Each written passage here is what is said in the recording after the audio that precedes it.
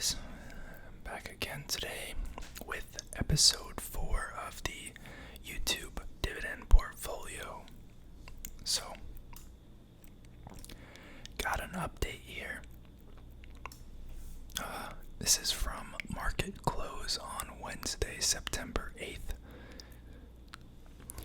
We did end up buying Core Site Realty last week, or I guess maybe it was Monday or Tuesday. I guess Monday was off for Labor Day. It was either Tuesday or Friday. I can't remember when we bought it, but that's been purchased. We have about $20 of each of these stocks in here now, and we did contribute. I did contribute another $20 for this upcoming week. And that's kind of the rough plan, is like $25 each week at about $100 a month, and go from there. So you can see that we are up in every position, but some of the holdings are not up as much as they were in the last update video, because today was actually decent, today being Wednesday, but Tuesday, September 7th, was actually a pretty brutal down day. So a lot of our stuff went back down, even though we're still positive on everything, which is neat. So we have Armada Hoffler, we're up 3.91%. Agree Realty, 0.63%. Community Healthcare Trust, 2.53%. And Core Site Realty, our newest purchase, up 0.43%. Now, before we get any further, none of this is financial advice, okay? This is just for entertainment. This is what I'm doing. Do your own research, consult a professional, take everything I say with a grain of salt. But I am choosing to focus more on the percentages, because I think that the dollar gain is something that can be like pretty intimidating. Excuse me. I think the dollar amounts that a lot of YouTubers show can be kind of intimidating to people that are just kind of getting into the stock market, or maybe need like a little motivation. Obviously, I have other accounts that are bigger, but I kind of wanted to start this one and start with kind of a low threshold to just kind of show the journey, make it a little more interesting. I'm probably going to be a little more risky in here than I am in some of my other portfolios, just because it's like a smaller amount of money, and it's money that I'm okay, if it pulls back, because ultimately that is one of the main risks in investing, is that it can lose value. But focusing more on the percentages, because it's kind of the skills and the picks ultimately, more than the actual amount of dollars you make, because if you get good at picking things, then down the road you'll have no problem, just scaling up the amount you invest. It's kind of the process that's important. Now we left off with Core Site Realty. We're back on our Finviz filter. We have the dividend set to over 3%. We have it under $10 billion market cap. And we have it set to American companies. And we'll keep going through here. Now, Core Energy here looks very, very small, $67 million market cap, so we're going to skip that one. And as you guys know, not a big fan of the financial companies, so we're going to skip these next two as well. Next up, we have Cross Timbers Royalty Trust, CRT.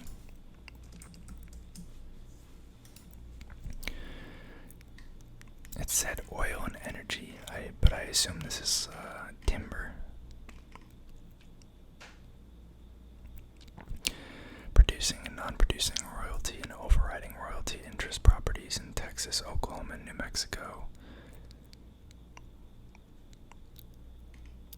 I guess it is oil and gas. I guess it doesn't have anything to do with timber.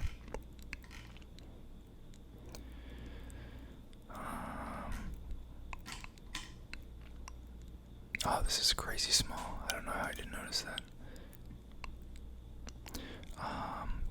Top down to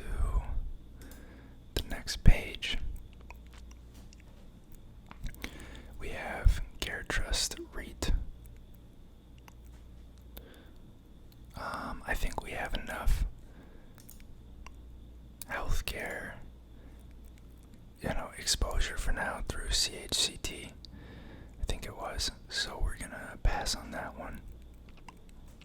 Next up is Ketchmark Timber Trust.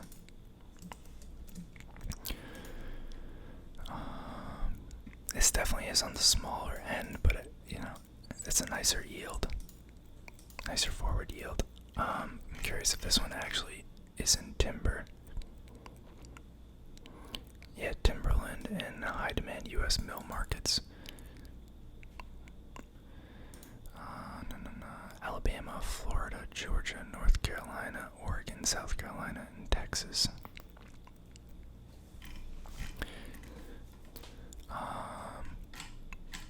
Let's take a look at their dividend, because that's kind of the goal here. Yikes.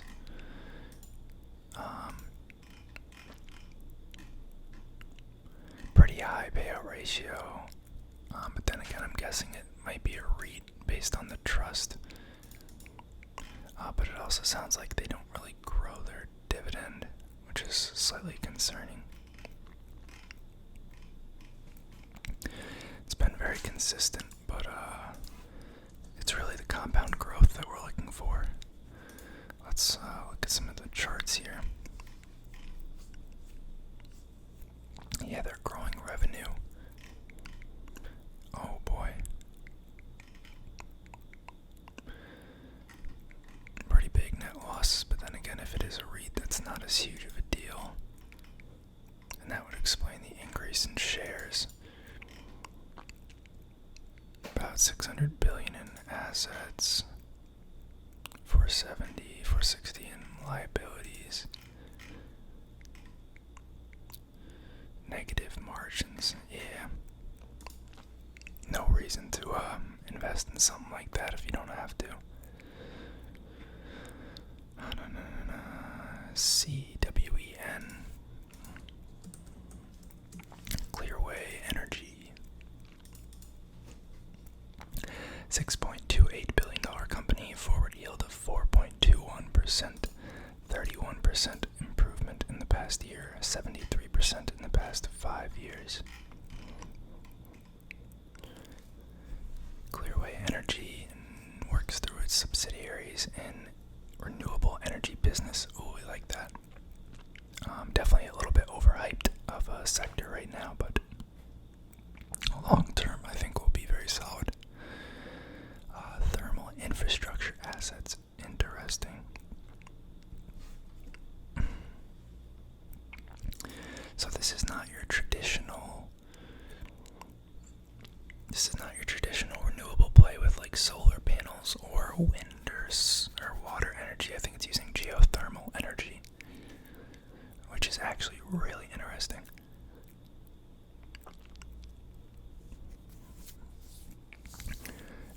Based in Princeton, New Jersey. Operates as a subsidiary of Clearway Energy Group, LLC.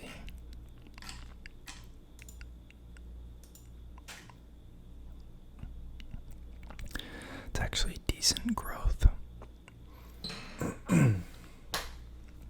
Pretty decent dividend growth. A little bit high of a payout ratio.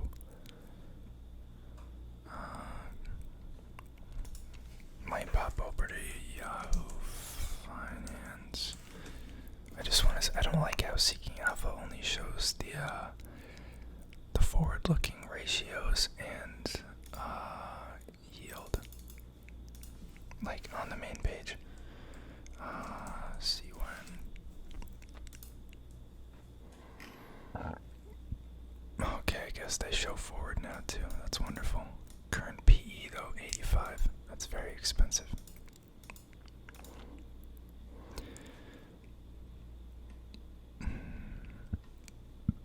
I wonder why the market cap is so much different here. Excuse me. Yeah, I think because of that PE, we're going to have to pass. I like a little bit more of a margin of safety.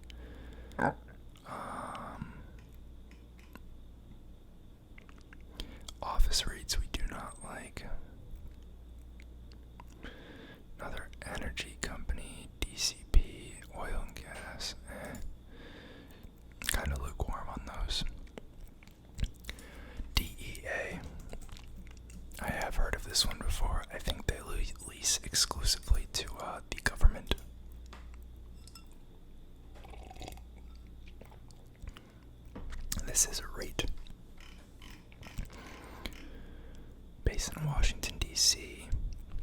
Class A properties that are leased to the U.S. government. Pretty interesting concept. And you know that the government likes long-term recurring leases.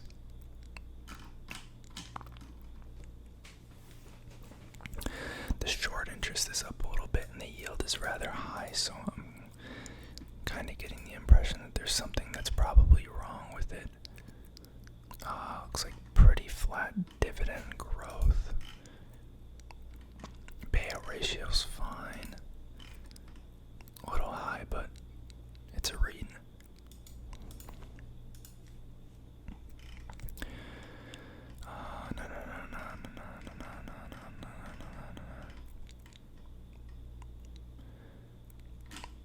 What's this at now?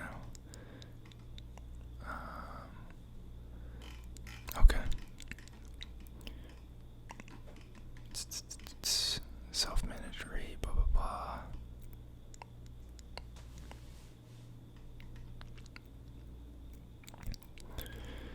More than 85% of DEA's buildings are leased to a single U.S. government tenant. Nice. Average remaining lease length of 8.7 years.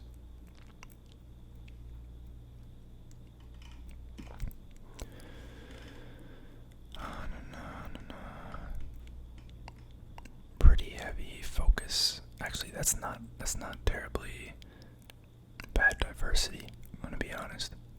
I was expecting it to be much more concentrated in the DC area, but they actually seem to have a lot of properties.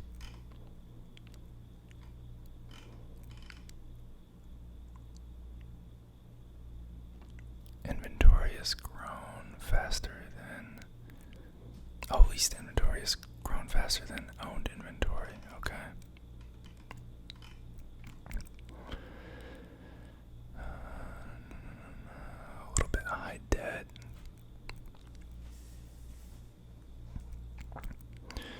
$2 dividend bump recently. Yeah, payout ratio of 81% is fine considering who the tenant is, and it's in line with most net lease REITs.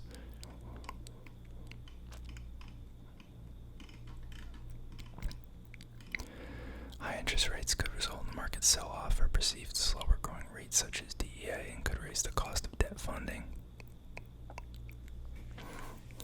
Valid concern.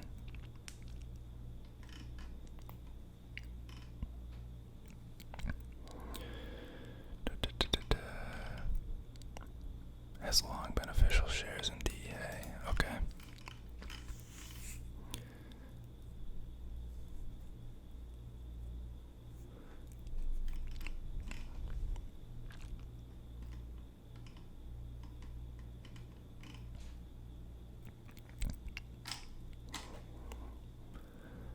Let's pop it in here.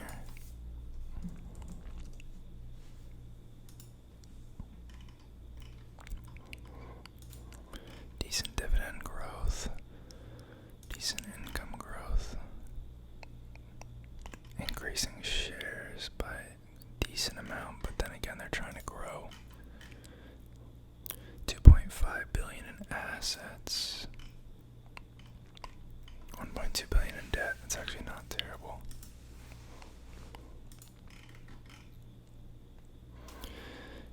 Single-digit margins.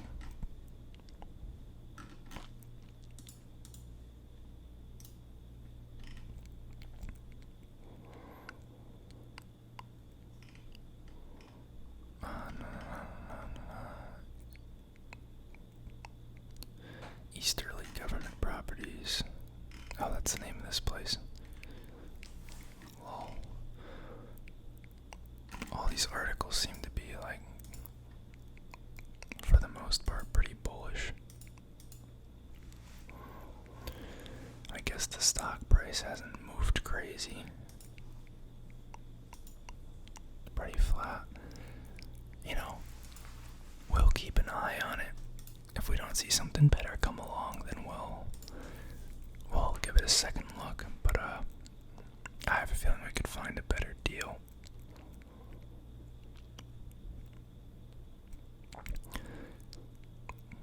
logistics, advertising, not very recession-proof.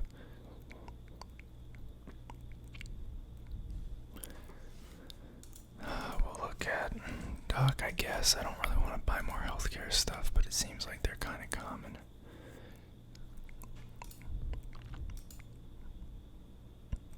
That's extremely flat, though.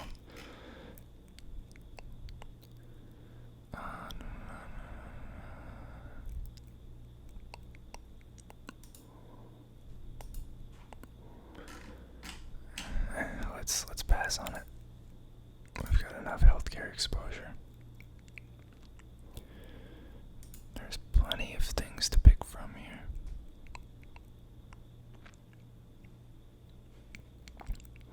DTM.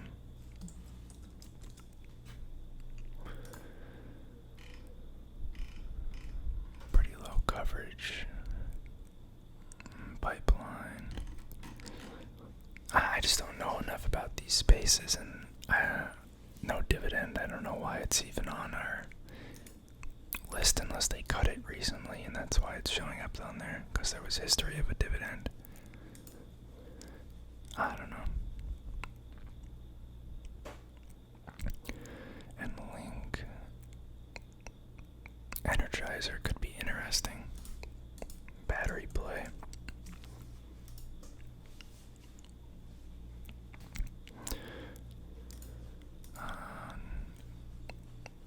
Wonder what's going on there. Maybe something was divested.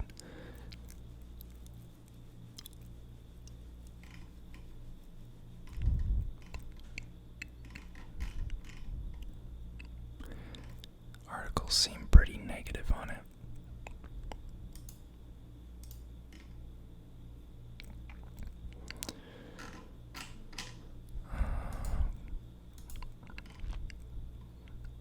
And pretty crappy dividend growth.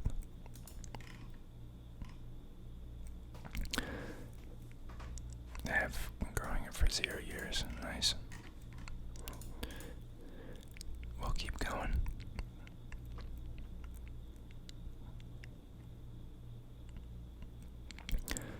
I see a decent amount of people talking about EPR, but we already have some retail REIT exposure. It's to the point now where I'm kind of trying to diversify what we got a little bit. We got some data center, we got some office, we got some retail, we got some healthcare.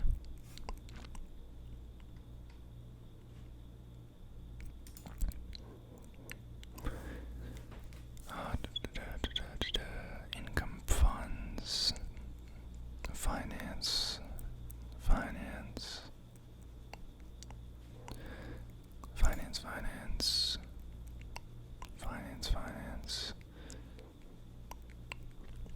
flower foods.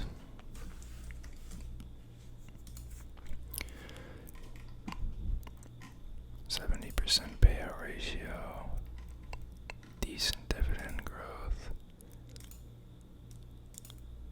decent price appreciation, 3.5% yield, $5 billion market cap.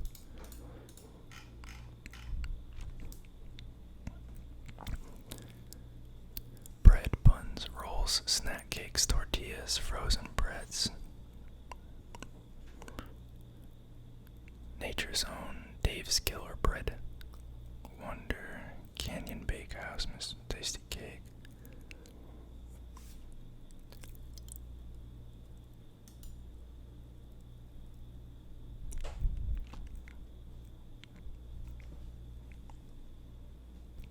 It's actually a pretty interesting company. Dave's Killer Bread, I've heard a decent amount. I've had it before, it's actually pretty good. Everyone knows Wonder Bread and Nature's Own. Pretty reputable brands, and Tasty Cakes is a pretty common treat.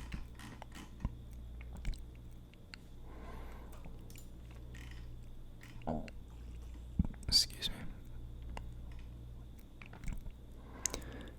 Quarterly dividends Dividend since '03 has never skipped a payout.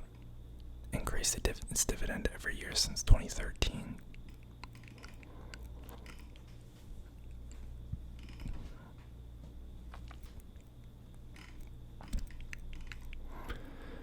Let's see.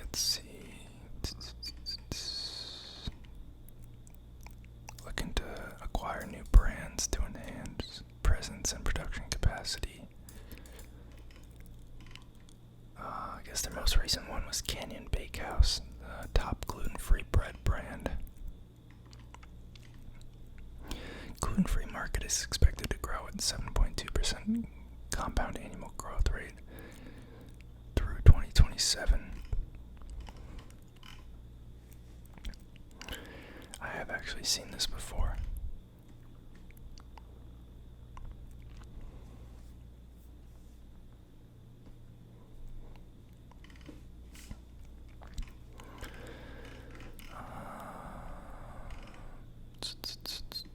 Dividend history.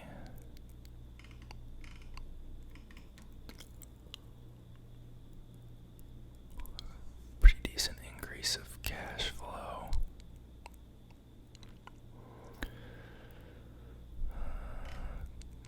Decent free cash flow coverage on the dividend.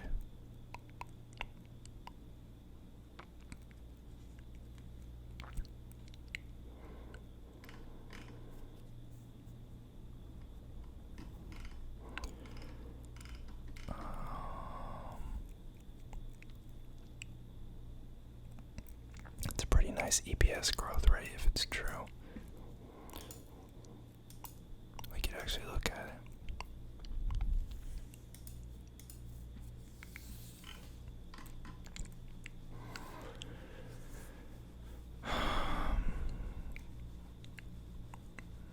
It's not the best revenue growth, but it is increasing.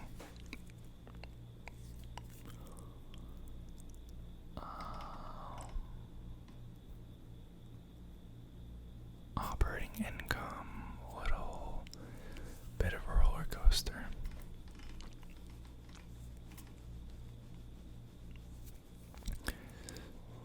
Earnings are increasing somewhat, though. I guess maybe not. It's pretty flat up until trailing 12 months. I wonder what happened this year. EPS is pretty flat until the past 12 months. I wonder what he's referencing here when he's talking about 3-year EPS growth rate. Unless he's using this trailing 12 months as one of the data points.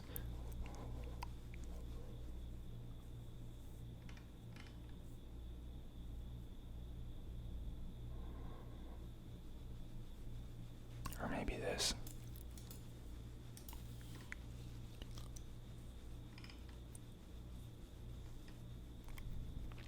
Pretty high payout ratio in the past. Yeah. It's not selling me. I do think it's an interesting play, but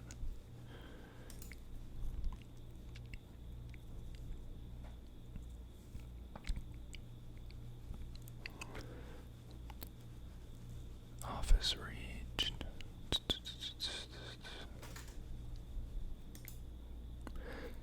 I wish there was a way to filter out the funds because they're kind of annoying.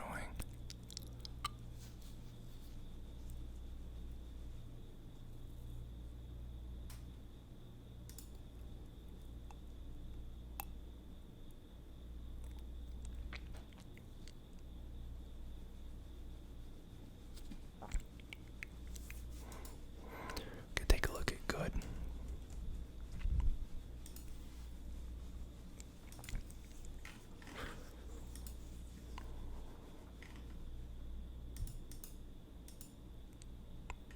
Pretty high yield.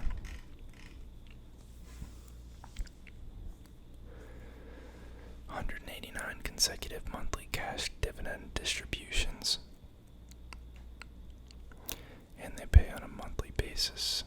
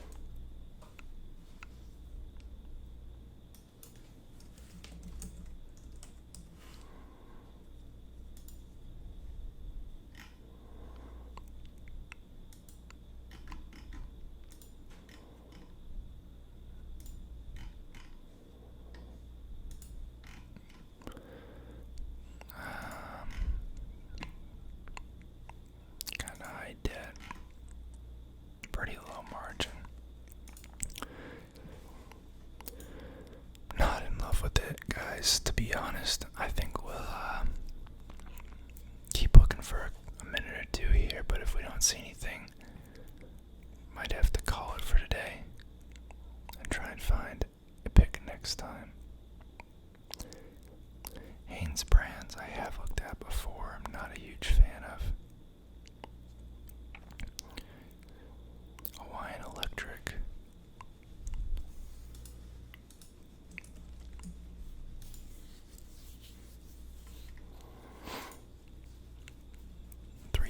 .17% yield.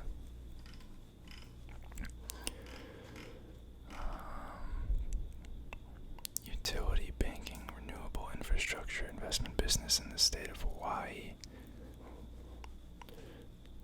Interesting that it has a banking segment.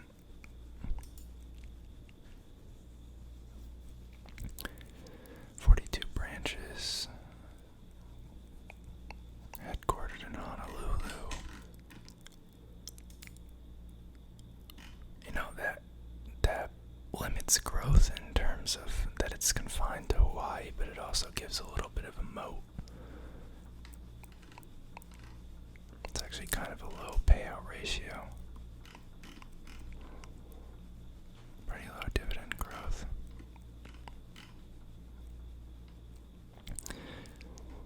Yeah, wow, it was flat for like 20 years.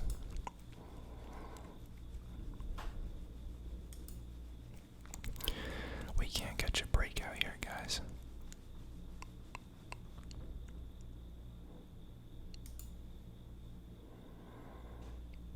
More healthcare stuff, wow. H&R Block. They could be an interesting play. I did own them at one point earlier this past year because I was playing like tax season. And I actually probably could have held longer than I did. I bought around 17, I believe. I think I had call option or two around 17, and I think I sold around $20. But obviously it kept going. Looks like it peaked at about a little over 26. Wow. You guys know H&R Block is the tax preparation company. They have physical locations. And they also have online services.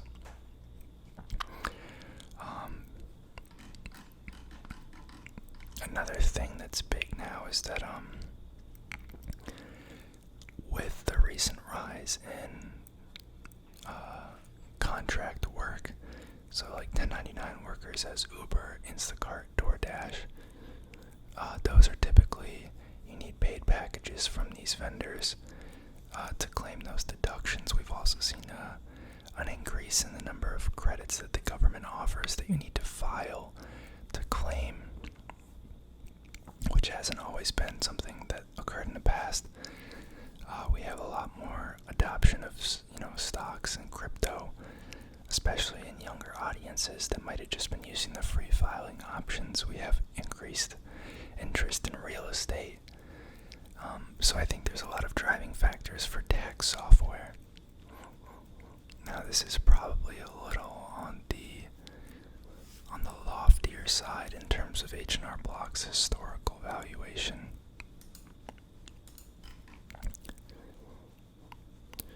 Moderate dividend growth. Pretty low payout ratio.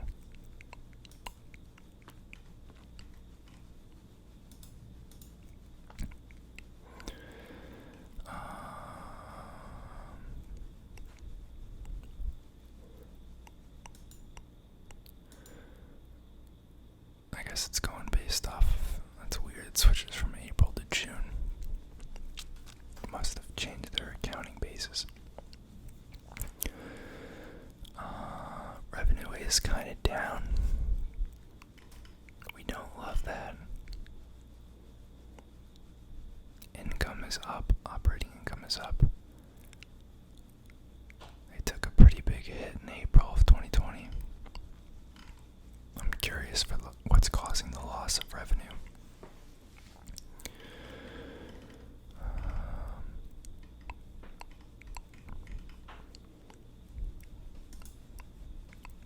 Not a good enough deal.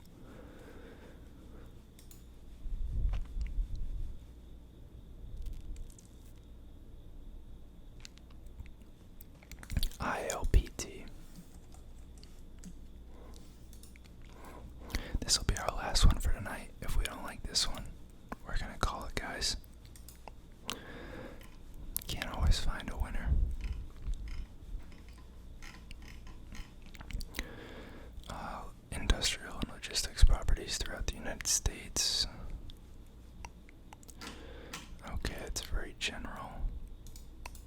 Probably gonna give us the paywall again, but I'll try. Yeah. Poor location diversification with 50% of rental revenues coming from Hawaii. Yeah, we just touched on that. It's kind of a hindrance to growth. Last check.